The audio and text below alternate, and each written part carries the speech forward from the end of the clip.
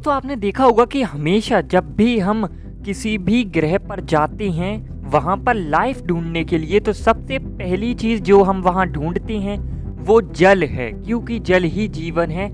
इसका फॉर्मूला जो है H2O है और O से ऑक्सीजन होता है। तो मतलब अगर आपको पानी मिल गया तो ऑक्सीजन भी मिल जाएगी। लेकिन इसका मतलब ये नहीं है कि सिर्फ आपको पानी मिलने के बाद ही आप डिक्लेयर कर दो कि भैया यहाँ तो अब रहा जा सकता है। ऐसा नहीं है, और भी बहुत सारी चीज़ें देखनी पड़ती है, लेकिन जो बेसिक नीड है वो जल ही है। इसीलिए आपको पता होगा कि जब भी चंद्रमा की बात करते हैं तो पानी की बात ज़रूर करते हैं कि वहाँ पर पानी मिल गया या नहीं मिला, ये सब बातें होती है। मार्स पर भी सेम बातें होती है। तो यहाँ पर हमारे सौरमंडल का एक ग्रह है, शनि ग्रह है, उसका एक चंद्रमा है, वहाँ पर तो पूरा महासागर होने की बात की जा रही है। आज हम इस पर बात करने वाले हैं। तो उससे पहले दोस्तों अगर आपने चैनल को सब्सक्राइब नहीं किया है तो प्लीज कर लीजिए, इससे मुझे थोड़ा सपोर्ट मिलेगा। तो दोस्तों शोधकर्ताओं द्वारा ऐसा दावा किया जा रहा है कि शनि के चंद्रमा जिसकी सतह पर एक विशाल प्रभाव वाला गड्ढा है और जो स्टार वॉर्स के डेथ स्टार के समान दिखाई देता है, उसमें महासागर होने की एक बात की जा रही है जो उसकी सतह के मीलों नीचे तक दबा हुआ है।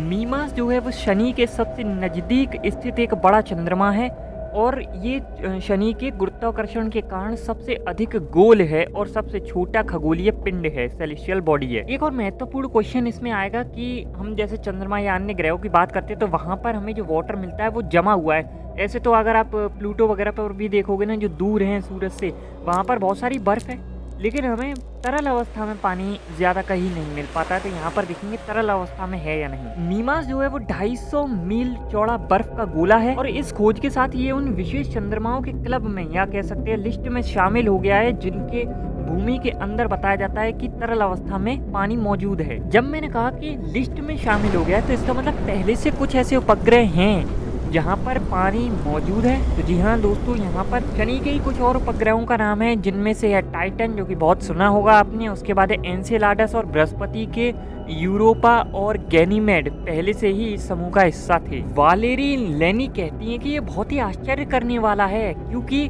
मीमास की सतह को जब आप ऊपर से देखेंगे, उसके बारे में जांच पड़ताल करेंगे तो आपको ऐसा लगेगा ही नहीं कि यहाँ इसकी सतह के नीचे महासागर भी हो सकता है। तो ये सबसे असंभावित उम्मीदवार रहा है इस मामले में। मीमास की जो ऑर्बिट की खासियतें हैं उनको ध्यान में रखते हुए खगोलविदों ने 2 संभावनाएं निकाली हैं। पहली संभावना तो ये है कि जो इसके अंदर महासागर है ना, उसने कोर को और जो बाहर का आवरण है या खोल कह सकते हो या ऊपर की लेयर कह सकते हो, कि उन दोनों को सेपरेट रूप से शिफ्ट रखने में मदद की है महासागर ने, क्योंकि कोर अंदर हो गया एकदम, उसके ऊपर आगे फिर महासागर, उसके ऊपर जो बाहरी लेयर है वो तो सेपरेट हो गए कि नहीं। या फिर वो दूसरी संभावना निकालते हैं कि इसमें जो कोर है वो बर्फ से ढका हुआ है। वैज्ञानिकों ने बताया है कि महासागर जो है इसका वो 45 मील गहरा है, जो कि इसके 15 मील मोटे बर्फीले खोल के नीचे छुपा हुआ है। जैसे कि मैंने पहले बताया था कि एक संभावना ये हो सकती है कि पहले इसका कोर है,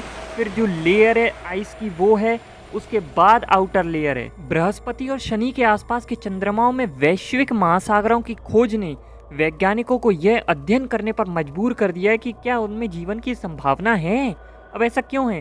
तो लेनी कहती हैं कि चूंकि चंद्रमा में पानी है जो गर्म चट्टान के संपर्क में है, इसलिए वह जीवन के अस्तित्व से इनकार नहीं कर सकती। क्योंकि जैसे कि हमने कहा, अगर आइस भी होती है और कोर अगर गर्म है, वैसे कोर अलग अलग तरह से हो सकते हैं, किसी का पिघला, किसी का सख्त हो सकता है, किसी का ठंडा हो रहा होता है, किसी का गर्म होता है। तो अगर गर्म है कोर और उसके आसपास जो आइस की लेयर, तो हो सकता है वहाँ पर वाटर तरल अवस्था में मौजूद हो। आगे वो ये भी कहती हैं कि अगर छिपा हुआ जो महासागर है केवल लाखों वर्ष पुराना हुआ तो महासागर में जीवन होने की संभावना बहुत कम है, क्योंकि जीवन को पनपने के लिए इससे भी अधिक समय की आवश्यकता होती है। ज्वारीय बल यानी कि टाइडल फोर्सेस इन चंद्रमाओं को खींचते हैं, फिर रिलीज कर देते हैं, शिथिल करते हैं, जो सतह की बर्फ को तोड़ते हैं और इससे चंद्रमा का जो अंदरूनी हिस्सा है वो गर्म बना रहता है, जिससे महासागर बनती है। मतलब कि जब कोर गर्म रहेगा तो जो आउटर लेयर उसके ऊपर का जो खोल था वो आइस का था, और जब कोर गर्म है तो वो थोड़ा सा पिघलेगा, उससे कहीं ना कहीं तो समुद्र भी बनेंगे जहाँ पर तरल पानी होगा। लेकिन 1 दशक से अधिक समय तक शनि का चक्कर लगाने वाले और इसका अध्ययन करने वाले नासा के कैसिनी मिशन ने मीमांस के अपनी सतह पर घूमने में एक अप्रत्याशित गति का पता लगाया है। जैसे ही मीमांस अपनी धुरी या अपनी एक्सिस पर घूमता है तो वो थोड़ा सा लड़खड़ा जाता है, और इसकी इसी प्रकार की जो गति है यही दर्शाती है कि इसके जो बर्फ की चट्टान है उनके नीचे समुद्र हो सकता है। हालांकि इसके अन्य और भी कारण हो सकते हैं। साथ ही मीमांस में जो महासागर की बातें की जा रही है इसकी भी कोई गारंटी नहीं दी गई है अभी। आगे उन्होंने और सबूत के लिए कहा है कि हमें अभी इसके शनि के चंद्रमा की और भी जांच करनी पड़ेगी। मीमांस की इस रहस्यमय गति का एक कारण वो शनि के गुरुत्वाकर्षण को भी बताते हैं। जैसे कि चंद्रमा का गुरुत्वाकर्षण क्या करता है कि पृथ्वी पर जो पानी है उसको आगे खींचता है, फिर पीछे ढकेलता है, या जिसे हम ज्वारभाटा वगैरह कहते हैं। तो ये प्रक्रिया मीमांस के अंदर गहराई तक ऊर्जा का निर्माण कर सकती है, जो कि गर्मी के रूप में निकलती है, और फिर वही गर्म होगा कोर तो क्या होगा कि बर्फ पिघलेगी, जिस कारण से भूमिगत महासागर बन जाएगा। तो इसके बारे में आगे जानकारी हमें तभी मिलेगी जब ये अच्छी प्रकार से जांच पड़ताल पूरा कर लेंगे। मुझे वैसे ये भी लगता है कि हम भारतीयों को भी ऐसी ही अलग अलग मून्स पर, प्लैनेट्स पर जाना चाहिए और वहाँ पर बहुत सारी खोजें करनी चाहिए। तब अधिक मज़ा आएगा जब हम अपने देश में जो भी खोजें हुई है उसके बारे में वीडियो बनाएंगे।